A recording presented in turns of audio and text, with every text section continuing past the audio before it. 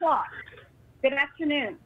The August 18th special call joint meeting of the Planning and Zoning Commission and the Construction Advisory and Appeals Board of the City of Longview is now called to order. I'm Frankie Parson, a Planning and Zoning Chairperson. Our meeting is being conducted by a teleconference to abide by county, state, and federal recommendations to limit in-person gatherings to help slow the spread of the virus. We thank you for your understanding. Due to the format of this meeting, we will begin today with a roll call to confirm that all members of the Planning and Zoning Commission and Construction Advisory and Appeals Board are present and able to participate in our considerations. Commissioners, when I call your name, would you please respond in the affirmative if you are present? P&Z Commissioner Nancy Murray. Nancy Murray, are you present? Present. Thank you. Tracy Vincent. Here. Thank you. Tim Carpenter. Here. Thank you. Brent Stevenson. Here. Thank you, Brent. Pat Noon. Here. Yes, sir. Cody Sage. Here. Thank you. Ryan Bumgardner. Here. Thank you. Jason Jones. Jason, are you there? I have no response from Jason Jones. I don't believe he's on the meeting. I'm sorry? I said I don't believe he's on the meeting. All right, thank you. And I am Frankie Parson. As I said earlier, now I'm going to turn the roll call over to the chairperson of the Construction Advisory and Appeals Board, Mr. Jim Hugman. Jim?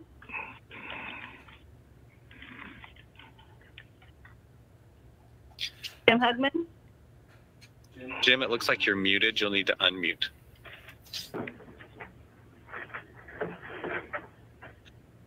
Can you hear me Jim, now? are you? Can you Yes, hear me? we can hear. Okay. Hey, Would you make a roll call, please? yes. Board members, when I call your name, will you please respond in the affirmative if you're present? Ronnie Rice. Here. David Jacobs. Here. Dustin Everhart. Present. Earl Raybon. Earl Raybon. I don't believe he is present. Dustin Sullivan. Here. Nathan McKinley. Here. Don Francis. Yo. Michael Ginch. Here. Jim Hugman is here. We'll now do a roll call. Yes, ma'am. Okay. We'll now do a roll call of city staff. Director of Development Services, Michael Shirley. Present. Thank you. Assistant Director of Development Services, Ingrid Self. Present. Thank you. City Planner, Angela Choi. Here. Thank you. Director of Public Works, Roland McPhee.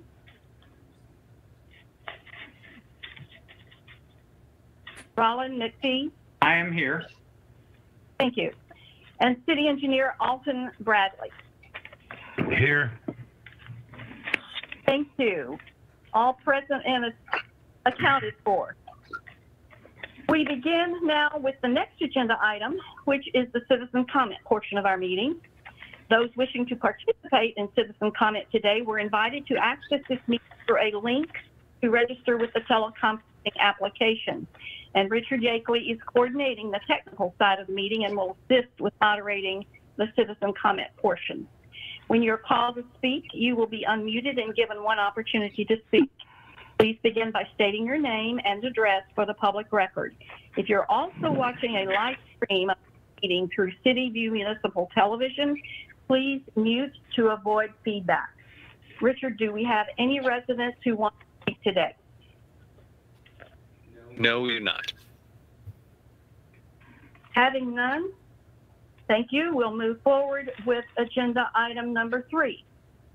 The presentation of the draft Unified Development Code, UDC, will be given by Freese and Nichols, Inc. All commissioners and board members will be given an opportunity to ask questions. However, we will ask that you hold your questions and comments until the end of the presentation. We need to be considerate of time since there is a Planning and Zoning Commission meeting to be held at 5:30. So please be aware that this is just a presentation today and we will take no action on this item today.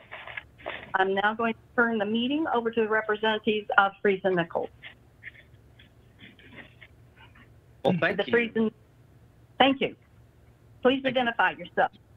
This is Daniel Harrison with Freese and Nichols, and thank you for having our slideshow up on the screen. And what I have for you is about a 15-minute presentation where we'll go through and then have some discussion at the end of the presentation.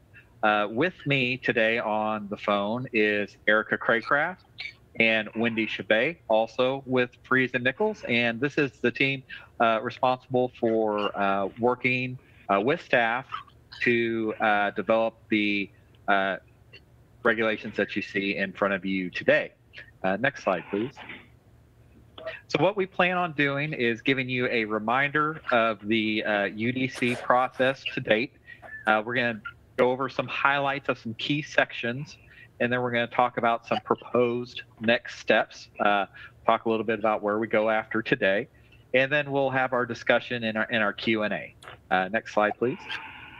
So the process we've done so far, it's a 4-phase process. Phase 1, next slide.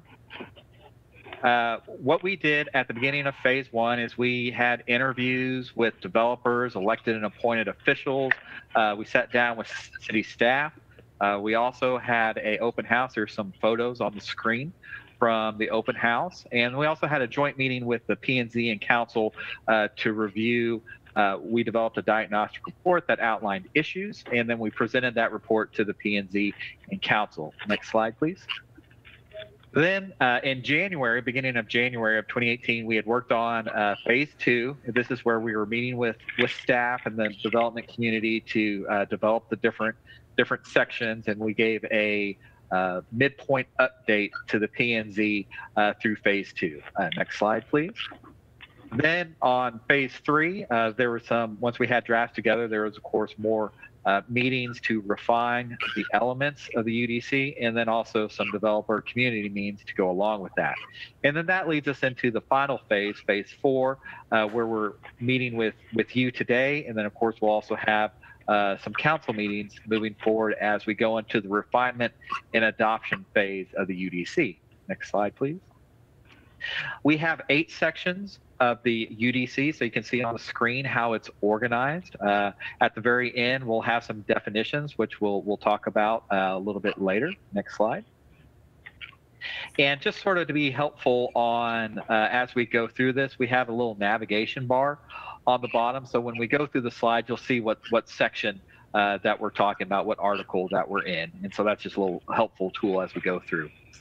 Article A, we start off with provisions and procedures. So just general provisions that we'll need to know as anyone sitting through trying to develop property or to rezone land.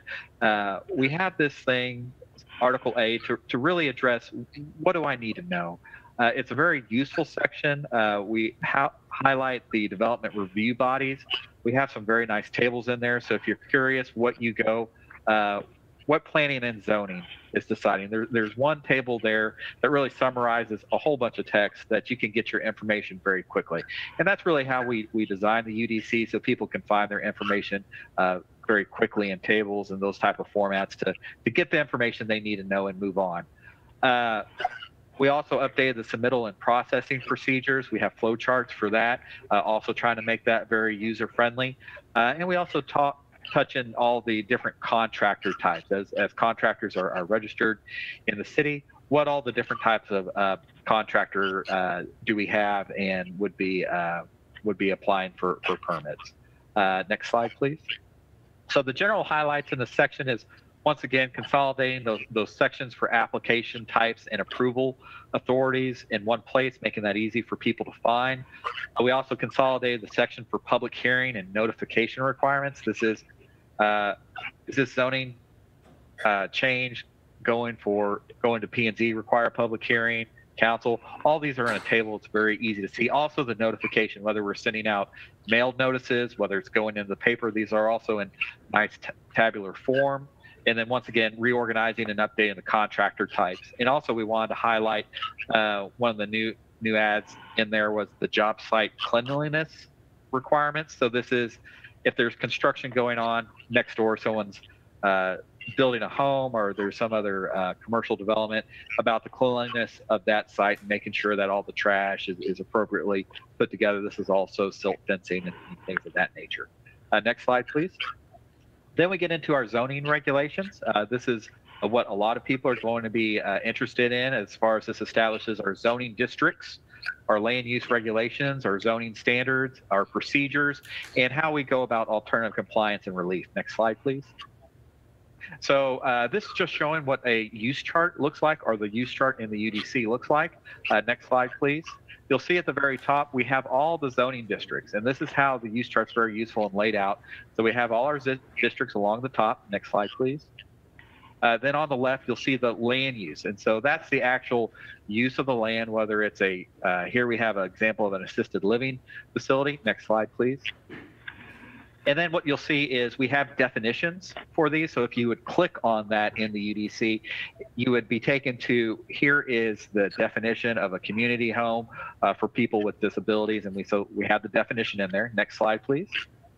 And then we do have our parking requirements. So that's a very useful column to have. So we know how many parking spaces we need to have for this type of use. Next slide.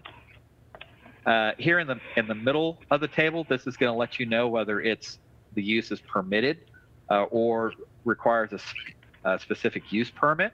Next slide, please. And then the other column that we have here is a very useful column. Next slide, please.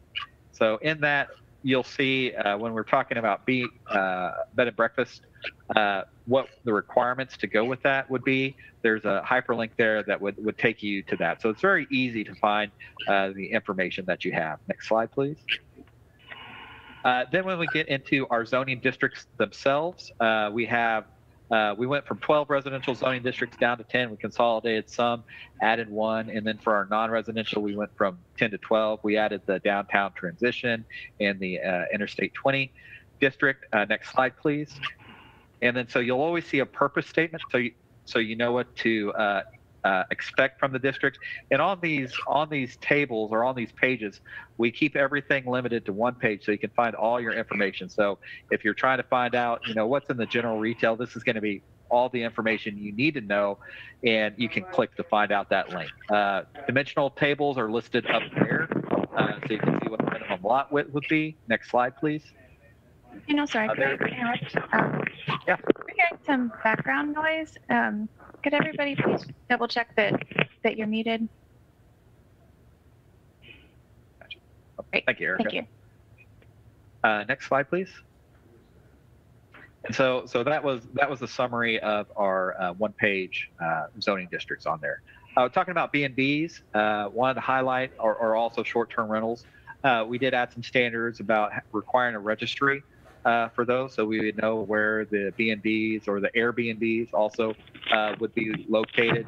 No outstanding issues with those properties. Part of the process would be showing proof of ownership and making sure you're current on your taxes. There would be inspections to go along with this. The owner or leasee must live on site. It may include a shared room or a single room, or you could rent the entire dwelling unit. No more than one renter at a time. These our B&Bs would be rentable for a 30-day max, and then the city planner could remove anyone from the registry for violations, and then you're not allowed to reapply for 1 year.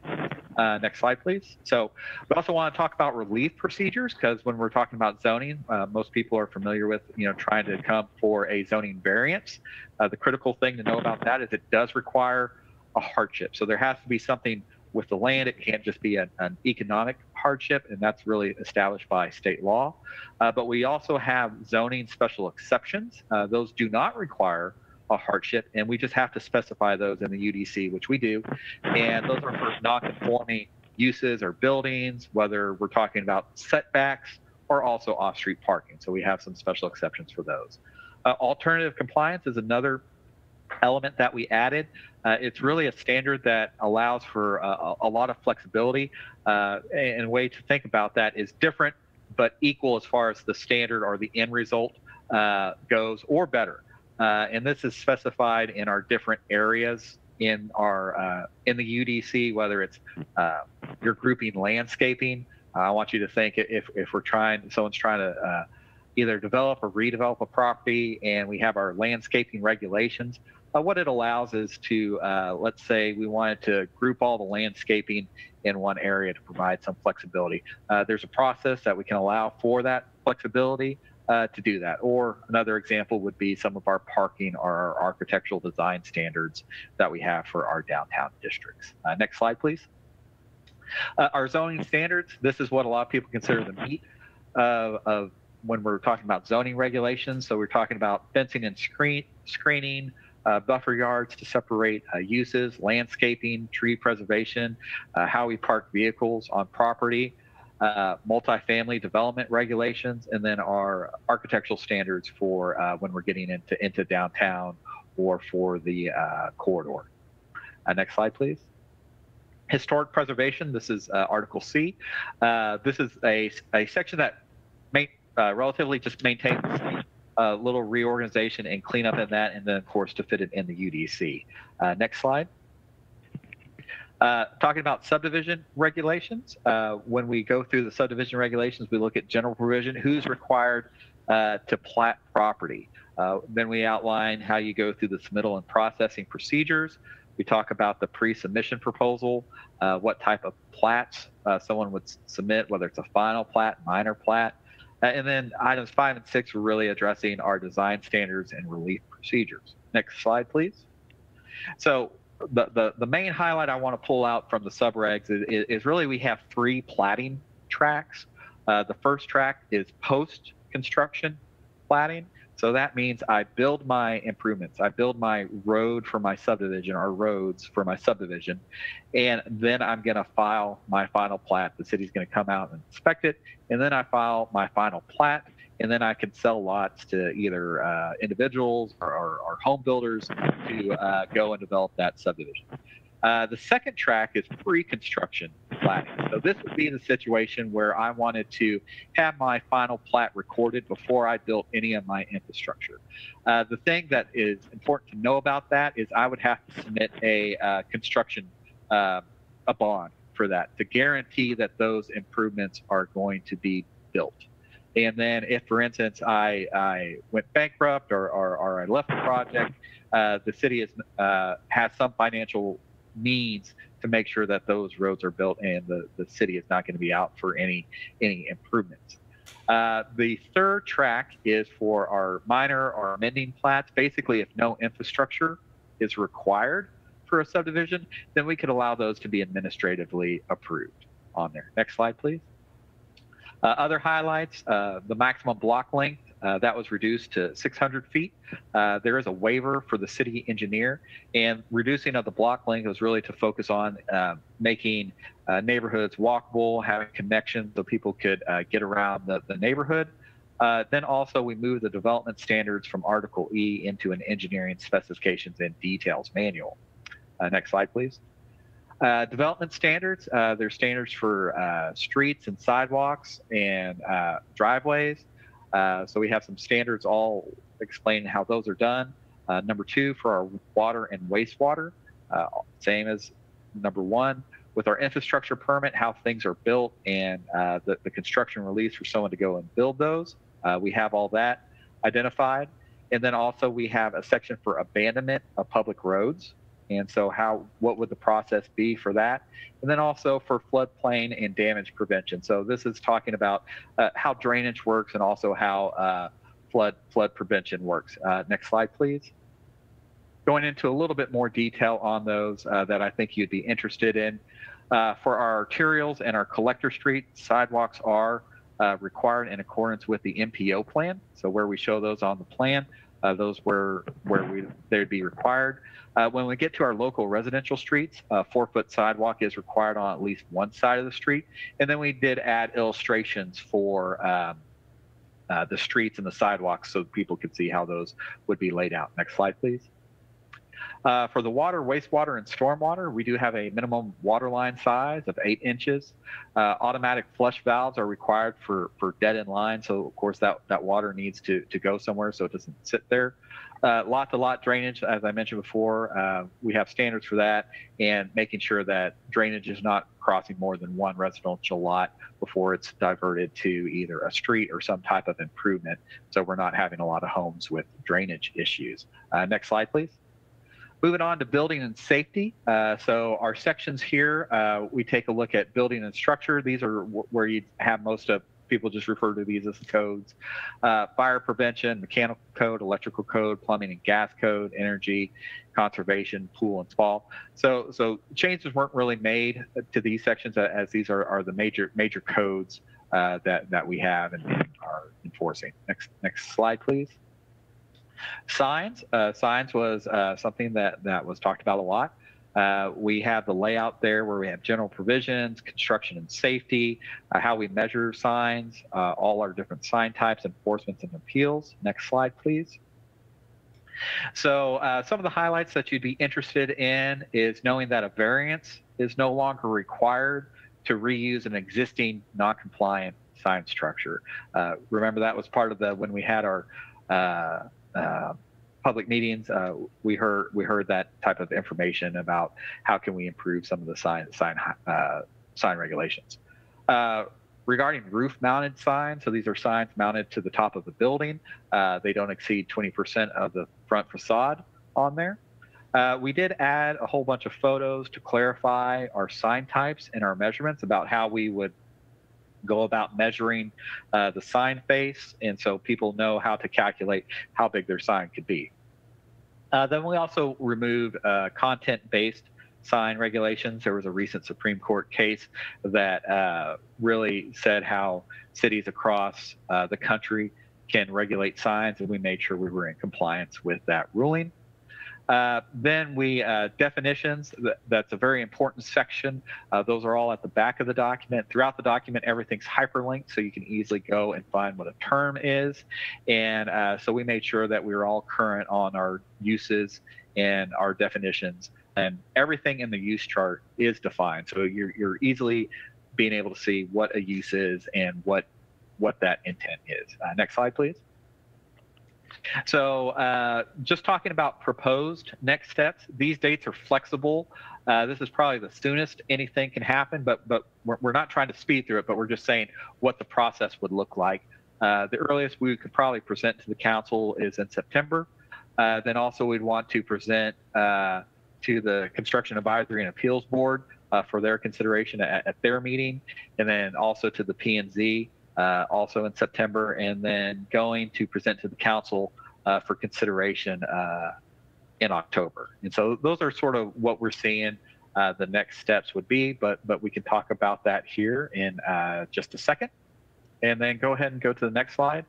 And then that's really our discussion and question and answer. And so I'll turn it back over to the P&Z, to the Construction Advisory and Appeals Board to address how they want to field questions.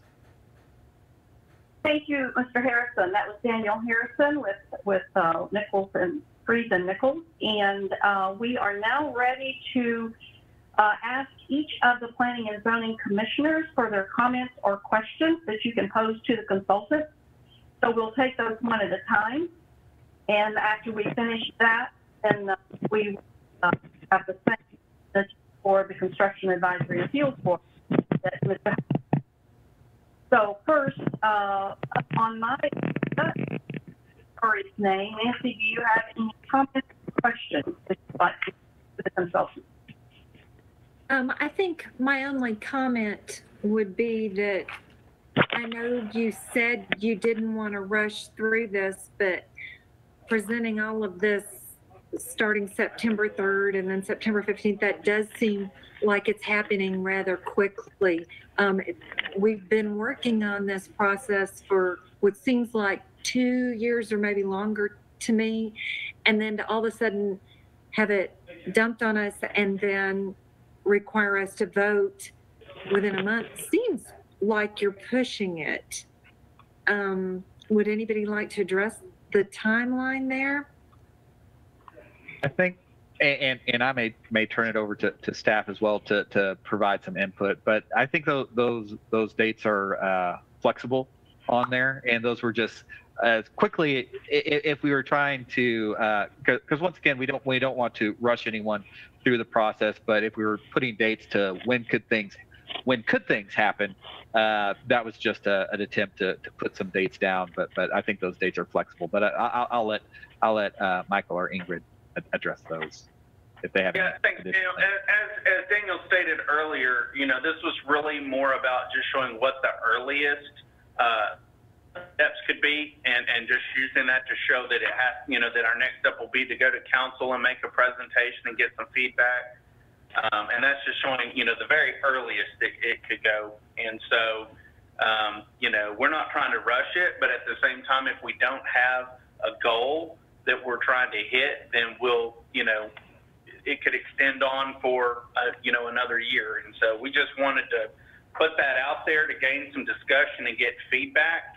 And if the process allows it to move in that manner, then that's the way we'll move. And if the process, needs to slow down, we're not trying to rush this at all. Okay, thank you. Thank you, Nancy. Any other comments, just questions? Okay, next we will go to Tracy Vincent. One question I have is, will it be a grade-in type situation where people that already have developments are going in the process of post? And the question. I'll answer that. And so, Tracy, basically under the vesting statutes, any project that's under construction will finish construction and completion under the codes that it was approved under, unless there's extenuating circumstances and the project stops for years.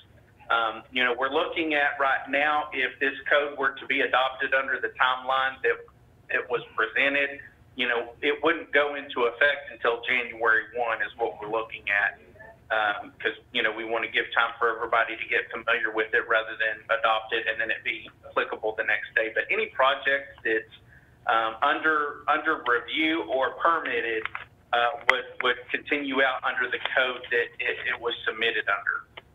Okay. So going forward, if they were to file in September, what would we do for someone that was coming into September, October, November, something like that, that's getting close at the first of the year?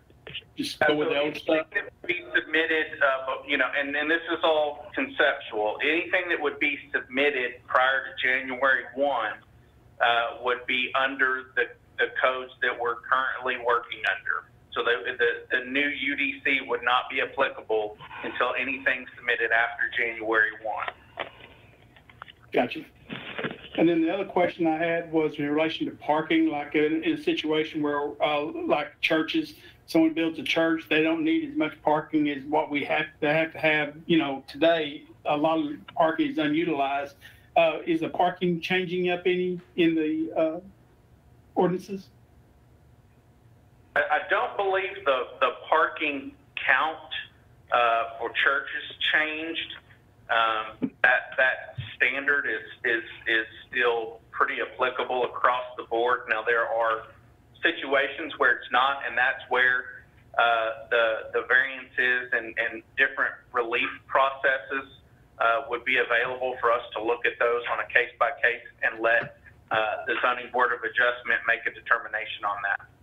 Good. That's all I had. All right. Thank you, Tracy. Good question. Jim Carpenter. Can you have them put the slide back up that has the bottom tabs?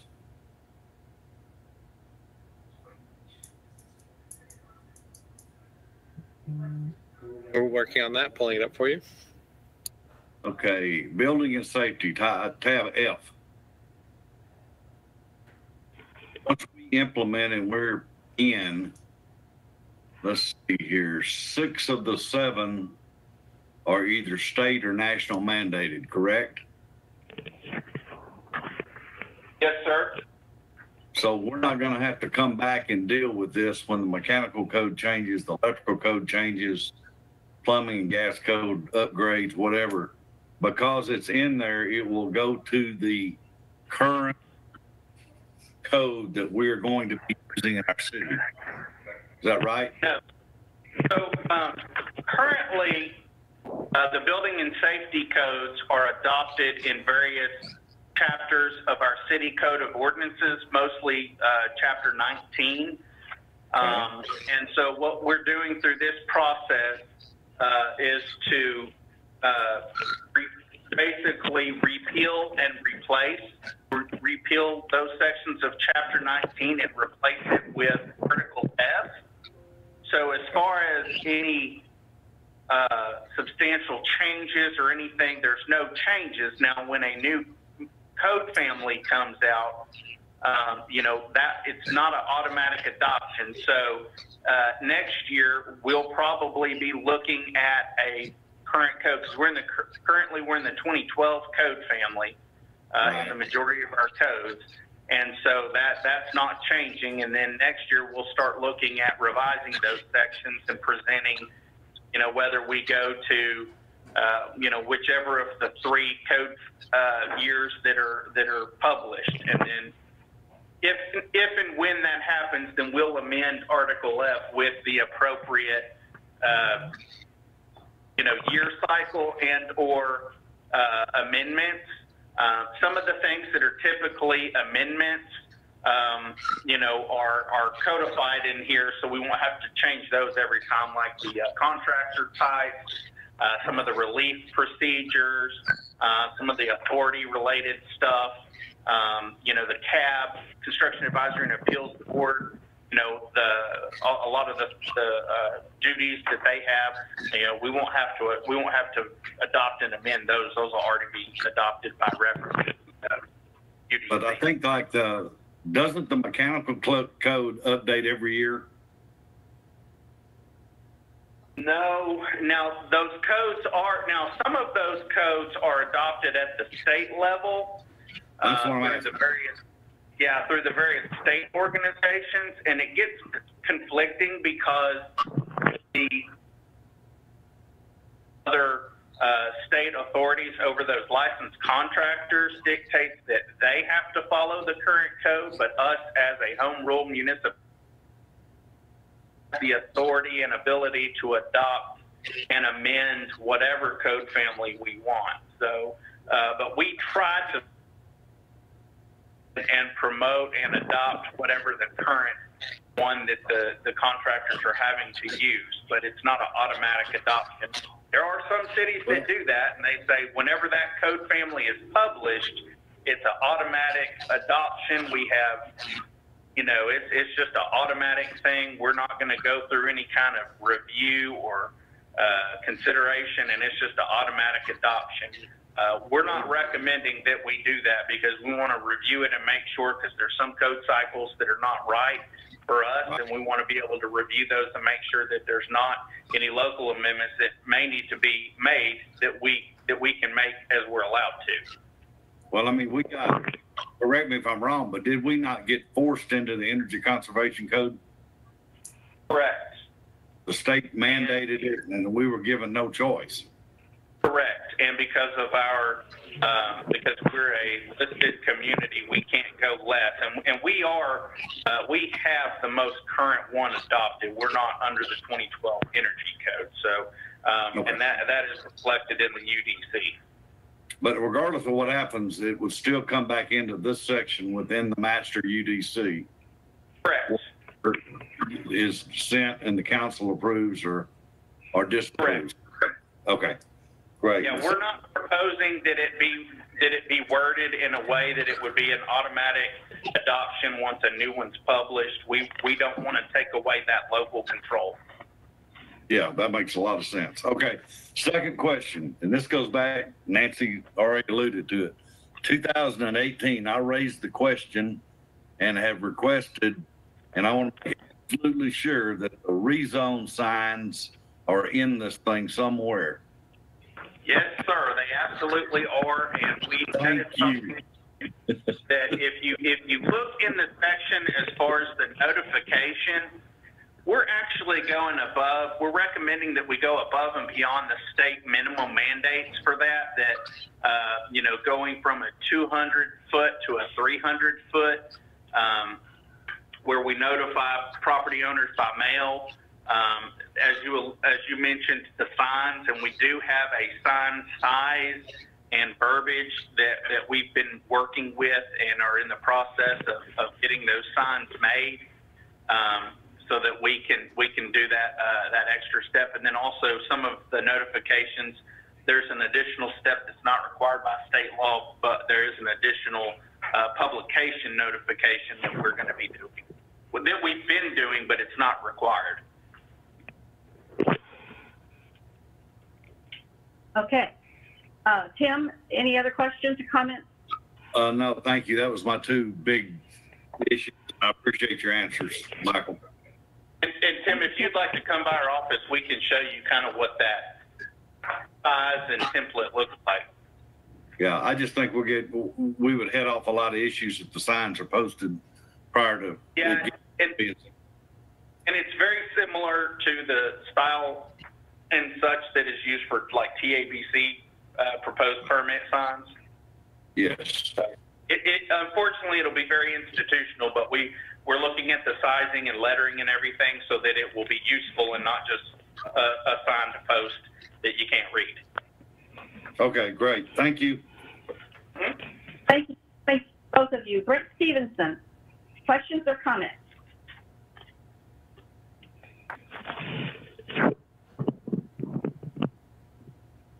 Hello, Brent.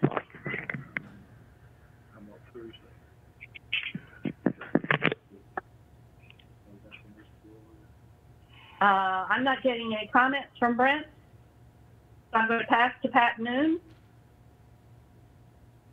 I have none at this time. Okay, thank you, Pat. Cody Sage. Do you have any comments? Yeah, I've got a comment. Just, you know, I've briefly read through some of it. I hadn't had a chance to go through everything in detail yet.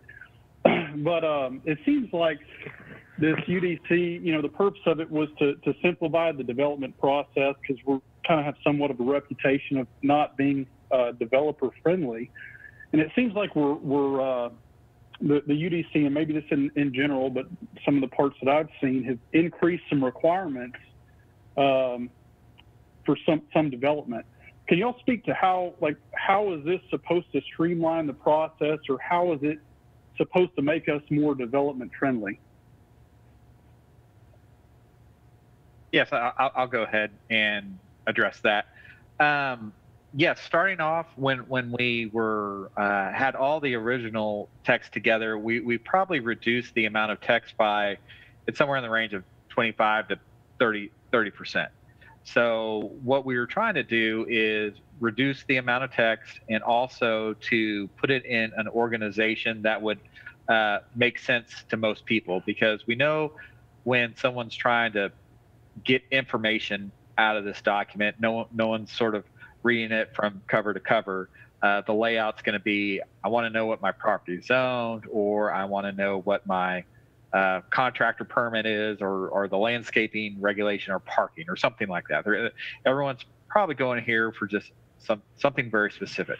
So what we've tried to do is really organize everything so it makes sense for someone trying to find that information, whether they're a developer or a homeowner or business owner. How can they find their information? Because when you get into codes, and you know, we're talking about a whole bunch of different realms here, from zoning to subdivisions to signs. It's really everything, what we need to know to develop land. And so we think the organization and the layout and the ways that we were able to reduce some of that, some of those redundancies, or if there was ways that we could put them into tables or graphics, like sort of what you see on the screen. That was the main goal, to really to see how can we make this really user-friendly for people. So if I'm developing in the general retail district, whether I'm subdividing or building a new building, I can see pretty much everything I need to know here on this one page. And then yes, there's, you know, under applicable standards, we have 8 sections. And so yeah, if I need to see how big the, you know, my parking stall needs to be or something like that, or whether I need to have some landscaping, I definitely, yes, I got to go look at those sections, but it's very clear, like here's your source of information. It's just one page, should get you everything you need to know to start the process on there. Okay, so I mean, we're just kind of simplifying the document. We're not actually simplifying the content of the document. Well, we also did try to simplify when we were trying to. Is there a better, easier way to explain what the standard is? Because what we heard were, you know, we're pretty okay from, you know, the interviews and from whether it's P&Z council or the developers with we're okay with standards and maybe even higher standards. We just want the clarity of, you know, what's required from us so we can go ahead and do it and get the project done. Okay. Good. Anything further, Cody? No, I think I'm good right now. I just need to dig into this a little bit more, because the little bit that I've read through is we are increasing some requirements of development, properties, construction, and whatnot. So I think we just need to be aware of what we're approving. It's not just the document; it's content of the document. You know, what's required for certain developments or projects. Like I said, so from what I've seen, there's, you know, we're increasing some requirements here and there. Other places we might be reducing some requirements, but we just need to go through it in pretty good detail before we accept it, I think. Okay. Thank you, Cody. Ryan Baumgartner, any questions or comments? No comment. Thank you, sir. Jason Jones, likewise. Any questions or comments?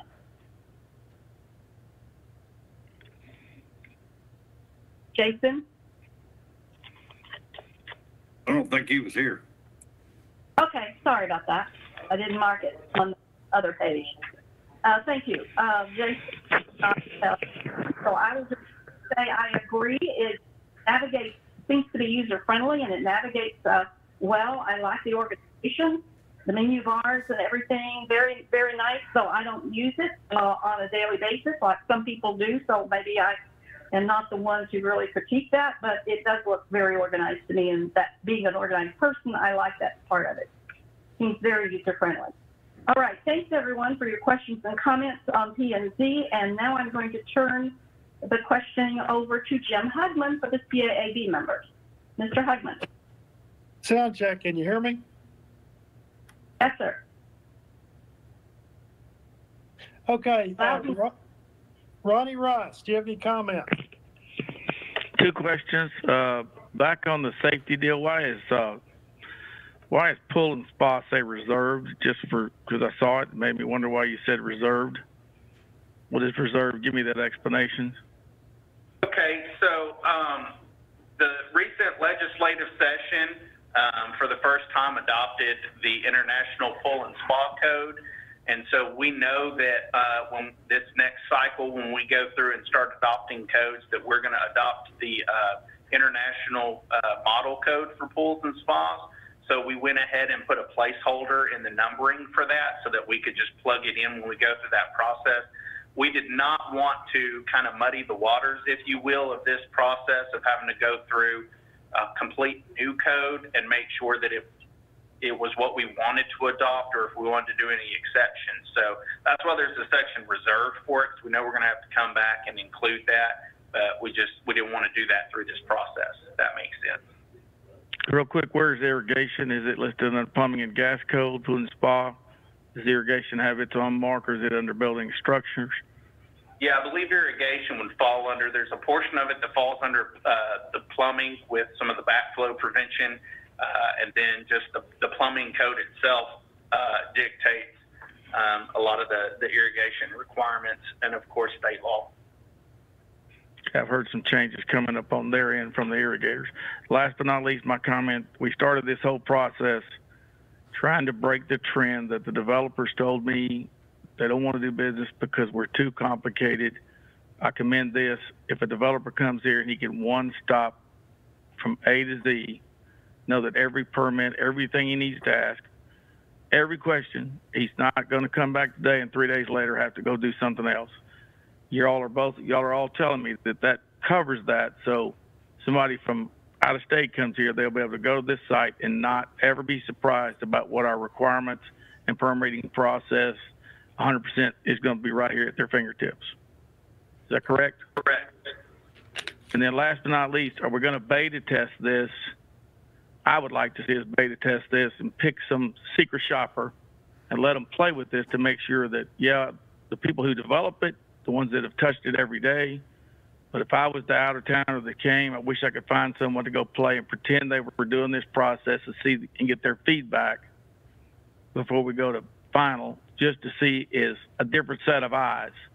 You guys that have, and ladies that have looked at this over and over, you got it down. But let's get a neutral set of eyes that would do this for a living maybe and test it for our marketplace. Is that something y'all thought about doing, or are you going to beta test this at all and let people play with it? Well, and I think that's one of the reasons that, under the schedule that's proposed, it would not go into effect until January 1. So that way it's adopted, but we have some time so that, if there is something, we have some time instead of saying, okay, tomorrow we're going to start implementing this, and there's zero time to get to know it. As far as beta testing it, I mean, that's something that, the design professionals and the developers may want to look at the code to see how it would impact, maybe just for comparison, maybe a development that they already have permitted to see what it would, what it would change. Some of the significant changes, and I think we've sent out some documents on some of those as well. And as we move forward, we can discuss more about the details, because Mr. Sage is correct. There are some things that did increase. The majority of where we made significant changes, though, is based on the feedback that we received during the comprehensive plan process, as well as all of our public processes. It was comments that we received, hey, how come we can't solve this problem, or how can we let this happen, or how can we fix this problem? So that's where we, working with the consultant to try to address those issues to try to stop that. But I would certainly encourage, and we'll be available to meet with people and sit down and go through areas and try to answer any questions and help everybody get a good understanding and a good comfort level with it as well. Thank you. Thank you, Ronnie and Michael. I need to tell everyone we have about 15 minutes left of questions. If we can finish sooner than that, that would be great also, because we do have a PNC meeting coming up. All right, next on the list, I'm sorry. Jim Hudman, David Jacob. Go ahead. Is David here? Yes, I'm here. No comments right now. Thank you. Dustin Eberhardt. No comment. Earl Raybon, I don't believe he was here. Dustin Sullivan. No comment.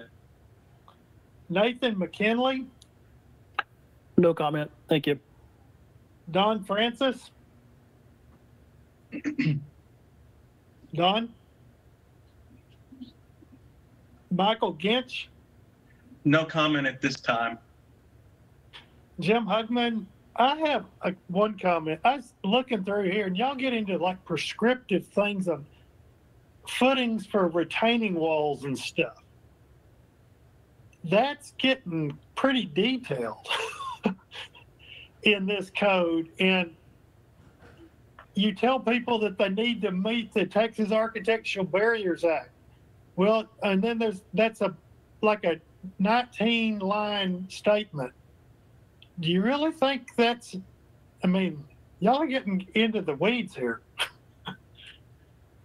Yeah, and you know, that's really what this is. It's a code and a technical manual. You know, we do have on the engineering side, we do have some of the an additional technical manual that have a lot of those details and specs. But that was a lot of the feedback that we got was, you know, we need to have the details. We need to have illustrations, and we need to be very specific as to the wants. So we know exactly what is being required and know how to, you know, do a submittal. You know, I think on the retaining walls, I don't know that we changed anything there.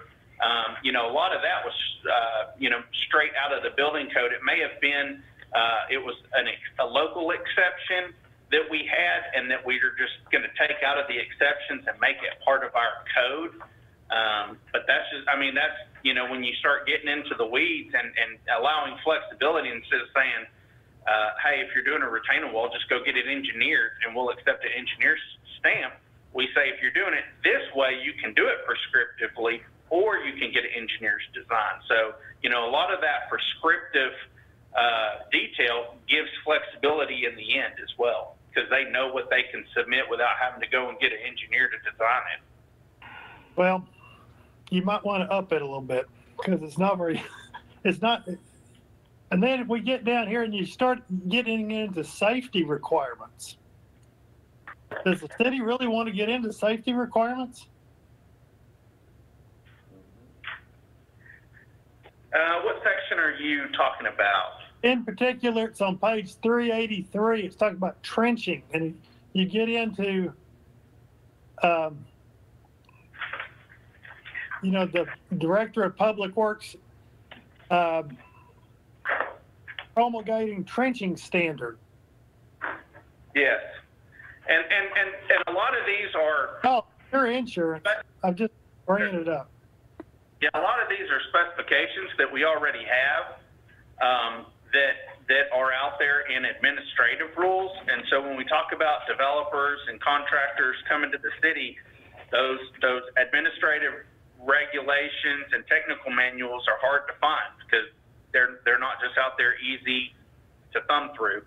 So yeah, those details are very important, and those are things that we require in our public works projects, and that's the consistency that we're wanting. Is whatever we do in public work projects are the same things that we're doing on the development side. And, you know, people want to have a plug and play standard so that you can detail so they know what we're expecting instead of, you know, being out in the field and having a set of plans and then not knowing what our, you know, standards of construction are. Michael? Yeah. Jim, this is Roland McPhee. I just figured I'd respond to that. One of the problems that we run into from time to time is these construction contracts are obviously they're built with private developers, so we don't have authority, so to say, over those contracts. So all we have to hold on to is our specifications. And if we see something that's not being done safely, the ability to tell them to stop and don't do that to avoid serious death and injury is the reason we want those trenching standards in there, is we think it's a public health and safety. And right now we can go kind of tell them you're not doing it correctly, but there's nothing that's really in place that can help us help those folks that are doing those practices that maybe they push the envelope a little bit. And it's happened in our own construction jobs that the city funds and administers. We've actually quoted that and pulled people out of the hole so that the trench didn't collapse. So I think that's more the thought, is that we have something to address it when we find that inconsistency in the field. Okay, thanks, Roland. And my final thing is, y'all talk about modifying the 2012 building code. So when you go to the 2015 building code, and all these section and modifications don't match up. Correct. So the things that won't match up will be the Article F and those. But if you look through there, a lot of adopting language is similar. I mean, every time we go through a code revision, we draft ordinances and go through those revisions and basically repeal and replace. So, I mean, that's what the process we already go through is a repeal and replace, and it'll be no different. And that's why the building and safety stuff is in its own article. Because it's in an easier to use format, it'll be a little easier to plug and play that. Now we will have to pay attention and make sure, that links and things like that are in there. But at the end of the day, it'll be an easier document. So this document will have the link. Will this document be available online with hyperlinks to take you to these places? Yes, absolutely, and that's one of the beauties of the deliverable is that it does have a lot of those built-in hyperlinks, and it will be intended to be an online available document so that people can download it and use it and not have to print out, a 400, 500 page document that we can use it in the digital format and then have those hyperlinks. But it also has tabs and everything, so if you do have it in paper, you can thumb through and find things easy and a great table of contents as well. Okay. I appreciate y'all trying to do it. It's terribly complex, and nobody expects you to get it 100% right the first time. But that's the end of my comments. Frankie, do you have anything else? I do not. I do want to thank everyone for your participation, and especially Daniel, Erica, and Wendy with Freese and Nichols for all of your work and time on this and being with us today. We do have another 5 minutes if anyone has any additional questions or comments. Frankie, I would like to make an additional comment, and I think I stated this earlier. I just want to reiterate it. If anybody has questions or comments and they want to visit with city staff, please give us a call.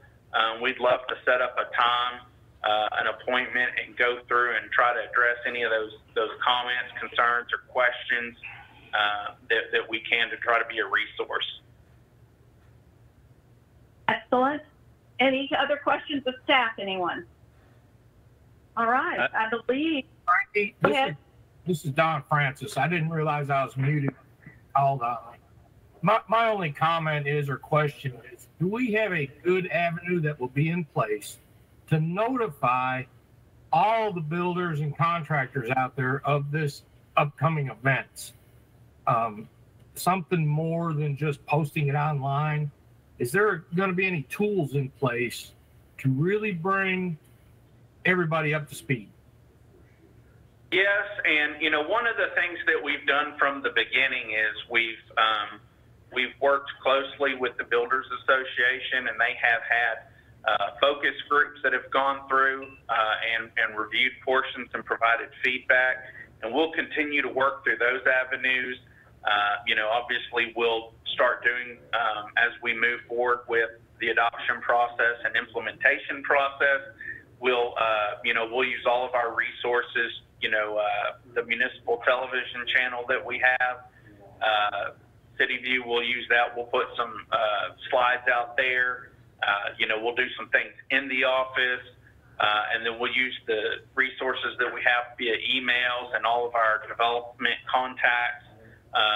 When we get to the point to start pushing that out, that we have a new code coming through. Okay, thank you. I just, as long as we go the extra distance to let the little guys know that there's something else they got to deal with. That's what I'm after. Thank you. Thank you, Don. I agree. A complete communication process needs to be thought out and implemented with consideration for all parties. Were there any other comments?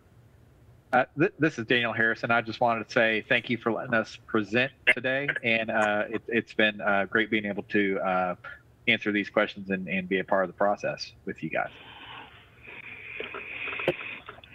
All right.